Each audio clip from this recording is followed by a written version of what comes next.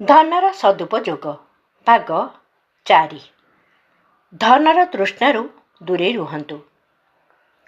ଏକ ଉଚ୍ଚ କୋଠା ତିଆରି କଲେ ବହୁତ ମାଟି ଜମା କରିବାକୁ ପଡ଼ିବ।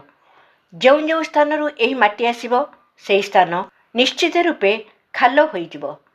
ସଂସାରରେ ଯେତିକି ପ୍ରାଣୀ ଅଛନ୍ତି ପରମାତ୍ମା ତଦନୁପାତରେ ପଦାର୍ଥ ମଧ୍ୟ ଉତ୍ପନ୍ନ କରନ୍ତି।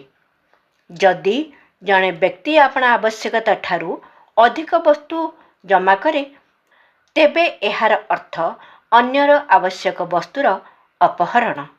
ଗତ ଦ୍ୱିତୀୟ ମହାଯୁଦ୍ଧରେ ସରକାର ତଥା ପୁଞ୍ଜିପତିମାନେ ଅଧିକ ମାତ୍ରାରେ ଶସ୍ୟ ଜମା କରି ରଖିଲେ। ଫଳସ୍ୱରୂପ ଅନ୍ୟ ସ୍ଥାନରେ ଶସ୍ୟର ଅଭାବ ପଡ଼ିଲା ଏବଂ ପଶ୍ଚିମବଙ୍ଗ ଆଦି ପ୍ରଦେଶରେ ଲକ୍ଷ ଲକ୍ଷ ଲୋକ ଭୋକରେ ମଲେ। ଗତ ଶତାବ୍ଦୀରେ ବ୍ରିଟେନର ଧନ ସମ୍ପନ୍ନତା ଭାରତ ପରି ପରାଧୀନ ଦେଶର ଶୋଷଣରୁ ହିଁ ହୋଇଥିଲା। ଯେଉଁ ସବୁ ଦେଶର ଶୋଷଣ ହୋଇଥିଲା ସେମାନେ ହୀନ ଦଶାରେ ଦରିଦ୍ର, ବେକାର, କ୍ଷୁଧା ଏବଂ ରୋଗରେ ପୀଡ଼ିତ ହେଉଥିଲେ।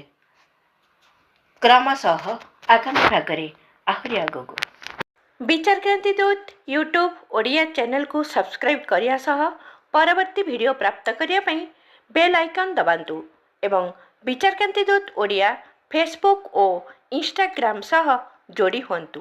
ଧନ୍ୟବାଦ।